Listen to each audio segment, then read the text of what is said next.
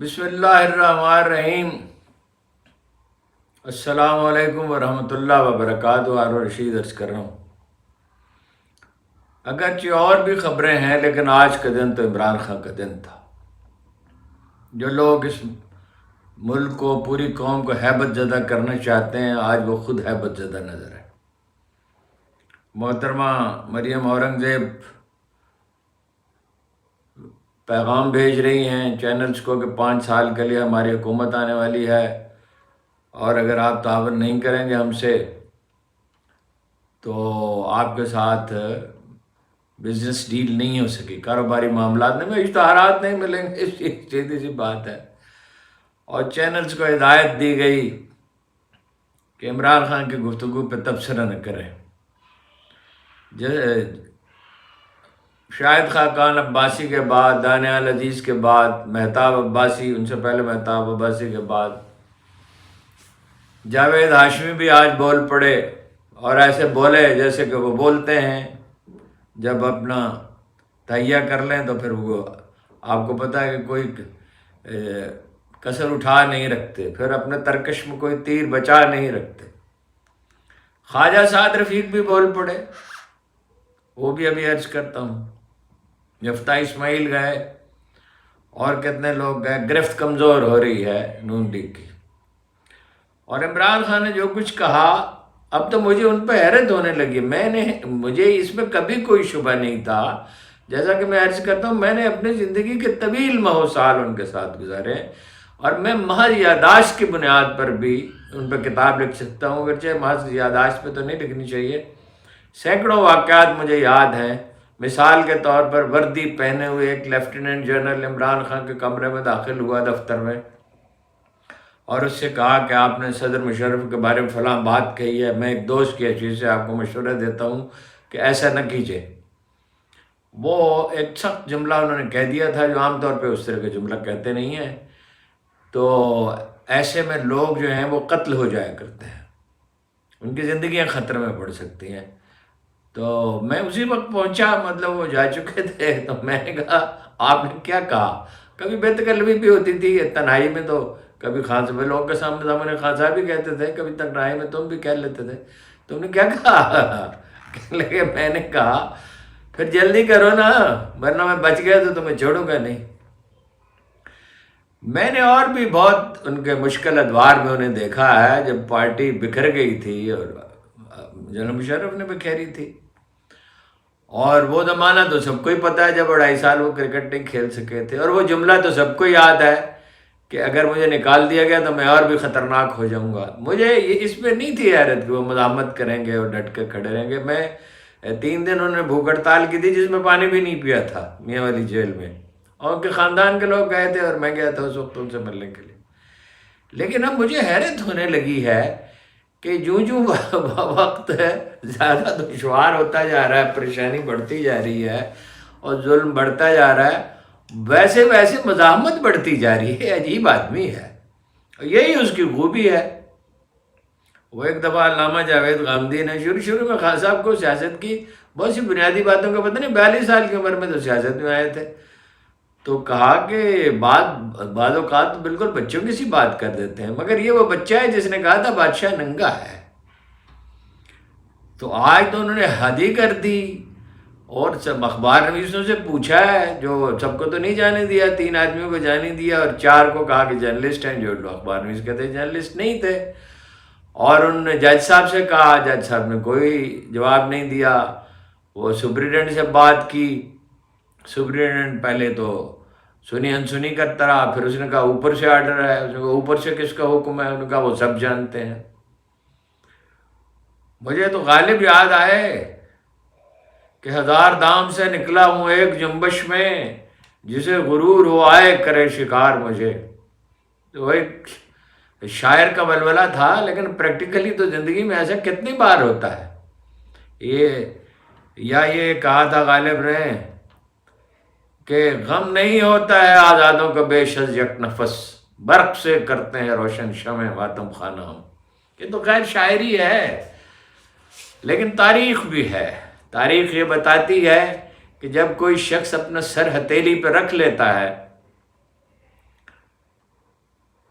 تو علب ارسلان لوٹ رہے تھے ایک جنگ سے، غالباً بغداد سے لوٹ رہے تھے، تو رومیوں نے آ گھیرا بڑے لشکر کے ساتھ، 5,000 آدمی تھے، وہ جو خاصا کے آدمی ہوتے ہیں نا، جو گارڈ ہوتا ہے بادشاہ کا، تو وہ تھے، اور انہوں نے وہ فکرہ کہا کہ جو سیدنا امام حسین نے کہا تھا، اور انہیں تو خیر ذبح تھا، مگر ان کی تقلید کی ہے، کہیے کہ جسے جانا ہے آج چلا جائے، آج بہت مشکل دن ہے، مگر نہیں گئے لوگ، ایسے لوگوں کو لوگ چھوڑ کے نہیں جایا کرتے، اور اس 5,000 کے لشکر کی مختصر فوج کے ساتھ اسے نہ صرف شکست دی، بلکہ رومی حکمران کو کے ساتھ بہت یعنی کہنا چاہیے سلوک کیا، بڑی اعلیٰ ظرفی کا، اسے کچھ روپیہ بھی دیا اور اسے واپس جانے کی اجازت دی، مگر یہ کہ ہمیشہ کے لیے تاریخ میں لکھا گیا کہ علب ارسلان کتنا بڑا آدمی ہے، اور بڑا آدمی تو تھا ہی، اس میں کیا شبہ ہے، بغداد تک اس کی سلطنت وسیع تھی، پھر بعد میں تو دوسروں نے ترکوں نے اسے ریپلیس کیا، پھر عثمانی سلطنت وجود میں آئی۔ تو خان صاحب کے تو تیور ایسے سخت ہیں، کہتے ہیں کسی سے بات ہی نہیں ہوئی، میرا خیال ہے کہ کچھ میسیجز وغیرہ تو بھیجے گئے ہیں، شاید کچھ لوگ ملے بھی ہوں، لیکن ایک بات جو ہے انہوں نے کہی، اس پہ بہت دیر تک ایک کیفیت طاری رہی، جو انہوں نے کہا کہ میں حلف دے سکتا ہوں، اور قرآن کریم پہ ہاتھ رکھ کے حلف دے سکتا ہوں کہ بشرا بیگم کو میں نے اس دن دیکھا جس دن ان سے میرا نکاح ہوا۔ اس پہ صدمہ بہت ہوا، اس لیے نہیں کہ کریکٹر اسیسینیشن کی جا رہی ہے، وہ تو اب سکہ رائج الوقت ہے کریکٹر اسیسینیشن، اور غیر ذمہ دارانہ بیانات، احمد بلال محبوب کے بیان سے صدمہ ہوا کہ اکبر ایس بابر کو الیکشن لڑنے کی اجازت ہونی چاہیے۔ اکبر ایس بابر کا جو بھی موقف ہے، پارٹی کے ساتھ بڑا انہوں نے کام کیا، بڑی مدد کی، الگ ہو گئے 2011 میں، الگ ہو گئے، جو آدمی 2011 میں الگ ہو گیا وہ 12 سال کے بعد الیکشن کیسے لڑ سکتا ہے؟ وہ تو پولرائزیشن ایسی ہے کہ اچھے بھلے لوگ جو ہیں وہ پٹڑی سے اتر جاتے ہیں، اور سارا یعنی حکمران طبقہ جو ہے، اور امریکہ کی تائید بھی ظاہر ہے حاصل تھی، تو قصہ تو وہیں سے شروع ہوا، ڈونلڈ ڈو اور جنرل باجوہ کے درمیان جو کمیونیکیشن ہوئی، خط تو ان کے نام لکھا تھا، سائفر جسے کہ سائفر کیا، خط لکھا تھا ان کے نام، انہیں میسیج دیا تھا نا، اور نیشنل سیکورٹی کونسل نے اس کی تصدیق کی تھی کہ دھمکی دی گئی ہے، مداخلت کی گئی ہے، اس کے بعد کیا کیس ہے؟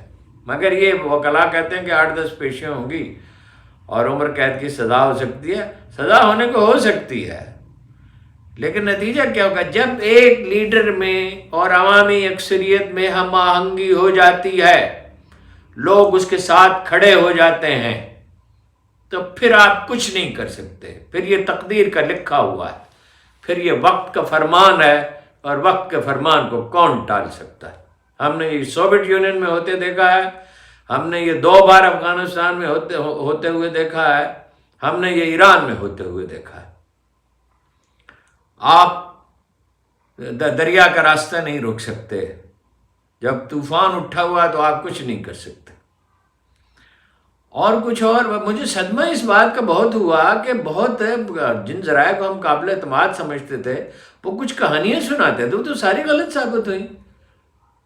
عمران خان کی شادی کے بارے میں کہ وہ بہت رابطہ تھا اور ایسا تھا اور ایسا تھا، اور وہ انہوں نے ان کے میاں نے بھی، بشرا بیگم کے میاں خاور مانیکا نے بھی ایسی گفتگو کی۔ اب تو کراہت تو اس دن بھی ہو رہی تھی، آج تو اتنی کراہت ہوئی، اور جب یہ پتہ چلا کہ ان کے بچوں کو بھی، ان کی صاحبزادیوں کو بھی، اور غالباً بیٹا بھی ہے ان کا کوئی، ان کو بھی قائل کرنے کی کوشش کی جا رہی ہے کہ والدہ کے خلاف گواہی دیں۔ اب اس پہ جو لفظ میرے ذہن میں آ رہا ہے، جو اصطلاح ذہن میں آ رہی ہے، میں برتنا نہیں چاہتا۔ وہ ملے، اچھا یہ بھی اطلاع غلط ثابت ہوئی جس میں اتنا شور مچایا گیا تھا کہ بہنوں کے درمیان اور بیگم کے درمیان اتنا اختلاف ہے، وہ تو وہاں اکٹھی کھڑی تھی، ایک دوسرے سے بات کر رہی تھی۔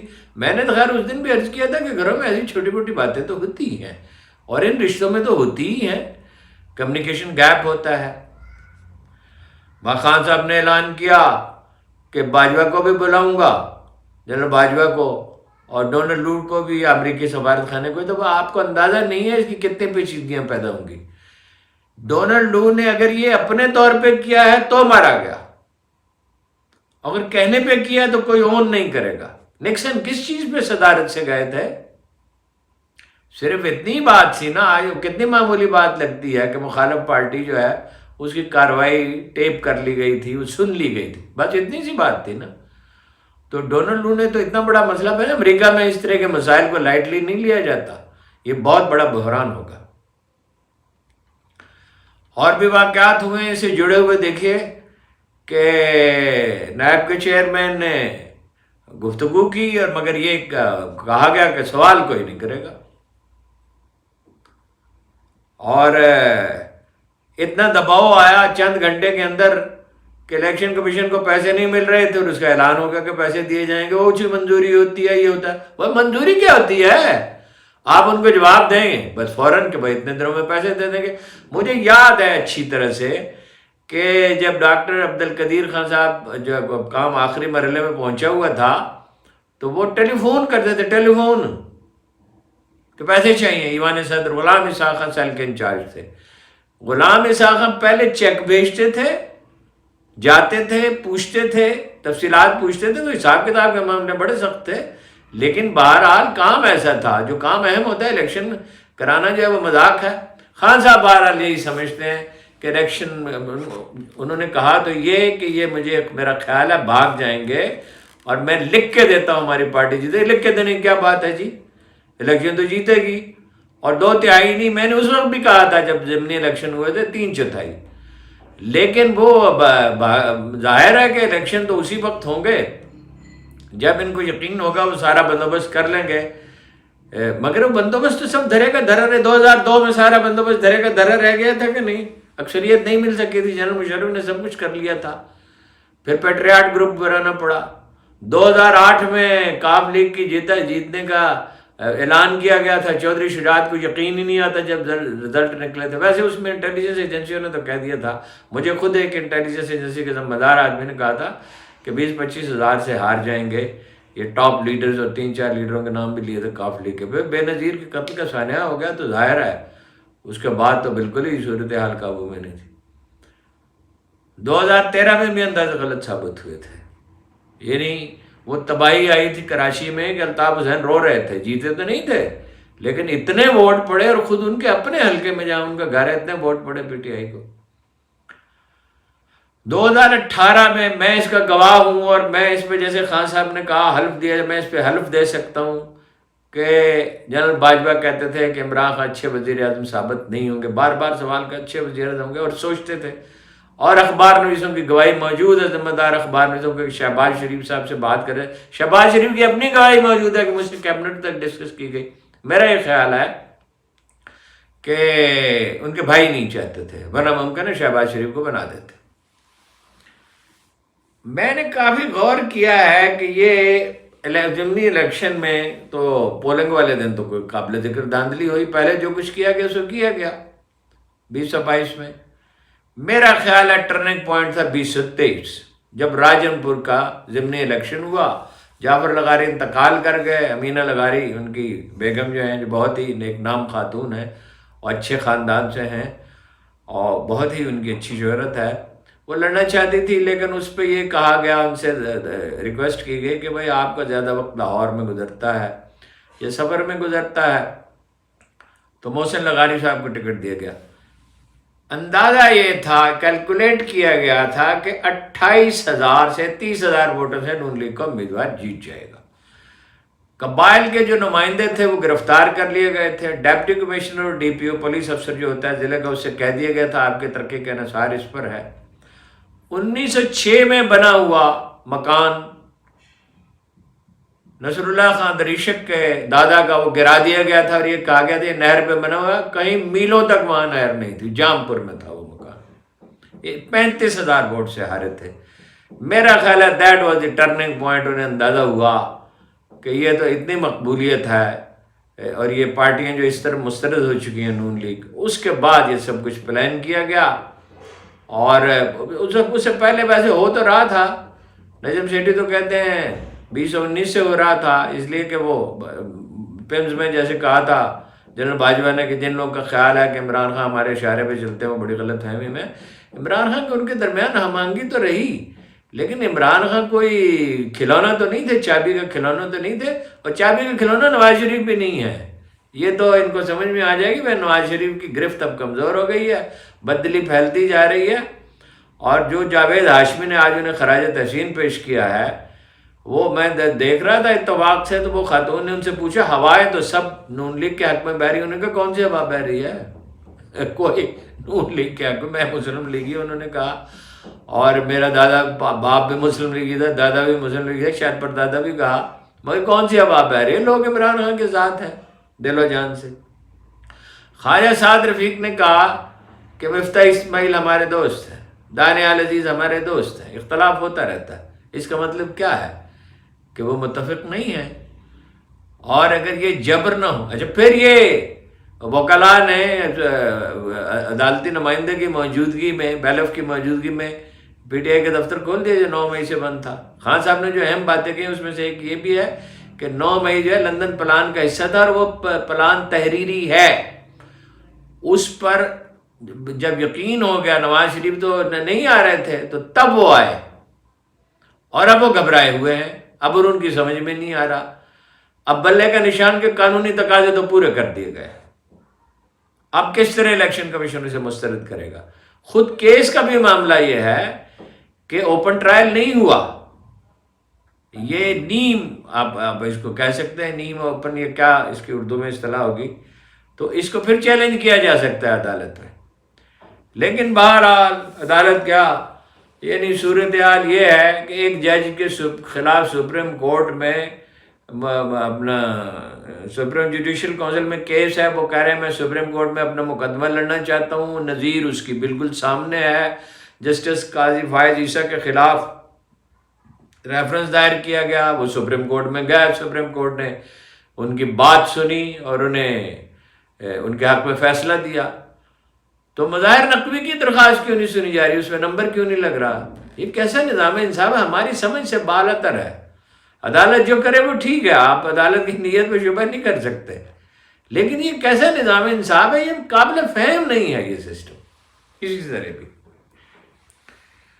تو جناب فرماتے ہیں اپنا خواجہ آصف کہ زرداری کے تراشے ہوئے ہیرے کو اس نے کرسی سونپ دی.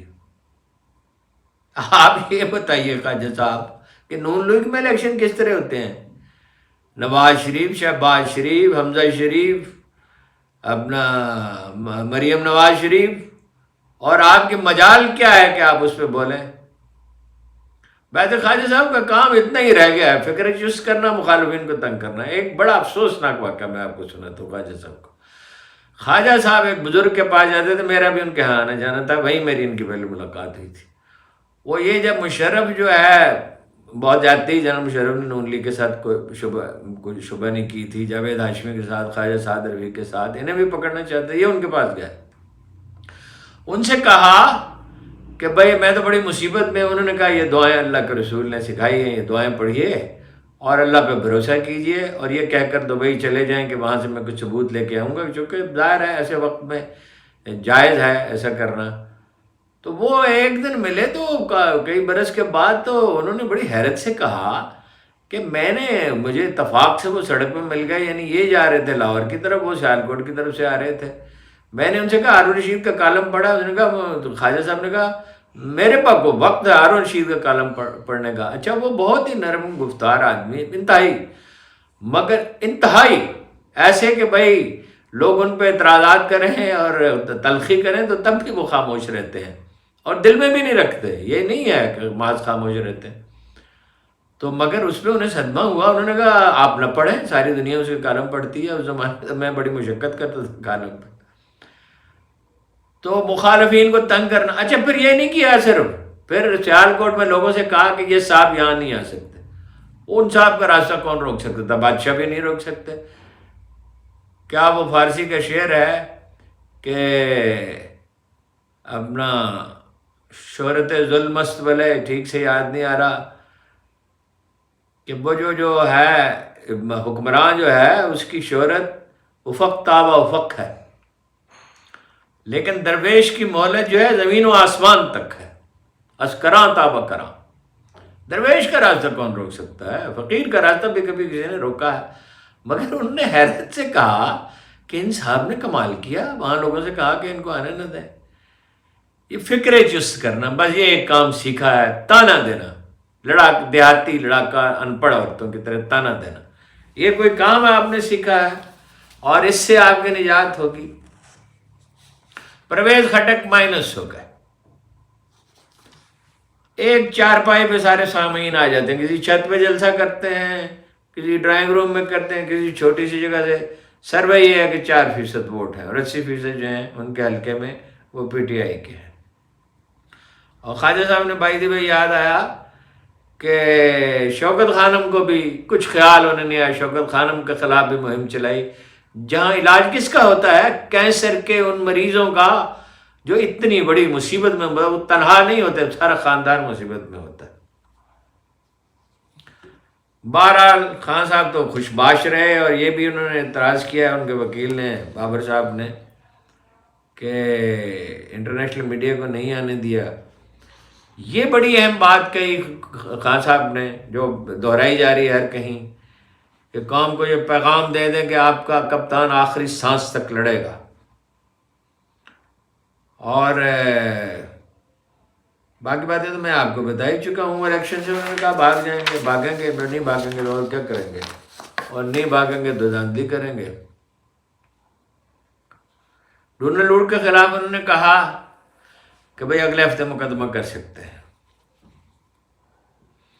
جیل میں انہوں نے کہا میں رہنا اپنی سعادت سمجھتا ہوں، جب آدمی کے یہ تیور ہوں جو دیوار کو در بنا دے، آپ اس کا کر کیا سکتے ہیں؟ جتنا مرضی انہوں نے کہا مجھے جیل میں رہے، مجھے کوئی فرق ہی نہیں پڑتا۔ پھر یہ کہا کہ 6% گروتھ ریٹ، 6% شرح ترقی تھی، اب صفر ہے۔ زبر نہیں ہے خان صاحب، -29% ہے جی۔ باقی انہوں نے کہا اپنے شاہ محمود قریشی نے کہ میں عمران خان کے ساتھ تھا، ان کے ساتھ رہوں گا، مگر گاندھی کا حوالہ دیا کہ وہ ممبر بھی نہیں تھے پارٹی سے۔ وہ پوچھا گیا نا آپ کو عہدہ نہیں ملا، گاندھی کی کیا مثال شاہ صاحب، گاندھی تو ممبر تھا ہی نہیں کانگریس کا، اور گاندھی جو تھا اسے تو رشی کہا تھا اقبال نے، ان کی معلوم تاریخ کا سب سے بڑا لیڈر تھا، گاندھی سے کیا اپنے آپ کو تشبیہ دے رہے ہیں آپ؟ شاہد خاقان عباسی صاحب نے کہا ہے کہ وہ اس سسٹم کا حصہ نہیں بننا چاہتے، آج نہیں کہا لیکن بہرحال عثمان ڈار میں بلب چوری کر رہے ہیں، مقدمہ ہو گیا بھائی، بلب چوری کیے عثمان ڈار نے، ارب پتی صنعت کار نے بلب چوری کیے۔ اس پہ سنا ان کے بھائی نے کہا، لیکن میں نے کسی اور کو کہتے سنا، ایک اخبار رمیز کو، کہ اس سے تو یہ سردیوں کا موسم ہے تو گرم انڈے چوری کرنے کا مقدمہ کر دیتے۔ اب بلب چوری کرتا ہے کوئی آدمی، بلب چوری کرنا کوئی مذاق ہے؟ کھمبے پہ چڑھ کے بلب چوری کرنا، کیا کس حال کو پہنچ گئے ہیں جی۔ خان صاحب نے یہ بھی کہا، ایک بڑی اہم بات کہی کہ مشکل حالات میں میں اچھا کھیلتا ہوں، یہ بات درست ہے۔ میں نے انہیں دیکھا ہے جب بہت مشکل آن پڑتی ہے، بہت سی چیزیں ہیں، کبھی اس کی روداد لکھوں گا، جب بہت مشکل آن پڑتی ہے اور جب امید کی کوئی کرن نہیں تھی۔ امید اصل میں آدمی کے دل میں ہوتی ہے، جو آدمی اپنے عزم پختہ، میں عمران خان صاحب کو ان کے جو سیر زدہ فدائین ان کی طرح کوئی فرشتہ نہیں سمجھتا، اور کبھی کبھی تو میں یہ بھی سوچتا ہوں کہ اگر میں کتاب لکھوں، 2 راتیں میں نے جا کر گزاری پچھلے ہفتے، وہ کوئی 350-400 صفحے کا مطالعہ کیا اور کچھ نوٹس ذہن میں بنائے، وہ کتاب تو میں لکھ سکتا ہوں، تو نہ ان کے فدائین خوش ہوں گے نہ مخالفین خوش ہوں گے۔ خان صاحب ایک انسان ہے، لیکن ایسا پرعزم آدمی ہی، دیکھیے قائد اعظم سے تو ہم کسی کا موازنہ کرتے ہی نہیں، کر سکتے ہی نہیں، وہ تو ایک ایسے آدمی ہیں جن میں اولیاء کسی شان ہے، لیکن ایسا آدمی کبھی آیا تھا جو اس طرح ڈٹ کر کھڑا ہو، اور جب اس طرح آدمی ڈٹ کر کھڑا ہو جاتا ہے تو وقت اس کا کچھ نہیں بگاڑ سکتا۔ دیکھیے بالکل وہ قرآن مجید کہتا ہے کہ زمانہ بڑا طاقتور، مفہوم ہے سورہ والعصر کا، زمانہ بڑا طاقتور ہے، اس کا مقابلہ کوئی نہیں کر سکتا، لیکن اگر آدمی ایمان ہو، سچائی ہو اور صبر ہو میں نے پہلے عرض کیا میں نے کوئی اولیاء میں سے نہیں سمجھتا، لیکن اگر آدمی کا موقف درست ہو اور وہ صبر کے، میں تو انہیں کہتا رہتا ہوں کہ تحمل ضروری ہے، ڈٹ کر تو آپ کھڑے ہو جاتے ہیں۔ تو یہی تھی جناب آج کی گزارشات۔ تو جو یعنی خلاصہ اگر آپ مجھ سے کہیں اس کا بیان کرو تو میں یہ کہوں گا کہ پٹھان کے سینے پہ بیٹھا ہوا ایک بنیے نہیں، بے شمار بنیے رو رہے ہیں اور کچھ کر نہیں سکتے، بس نہیں چلتا۔ لاہور کے شاعر نے کہا تھا، بینر پہ لکھے حرف خوشامد پہ جو خوش ہے، دیوار پہ لکھی ہوئی تحریر بھی دیکھے۔ آپ کا بہت بہت شکریہ۔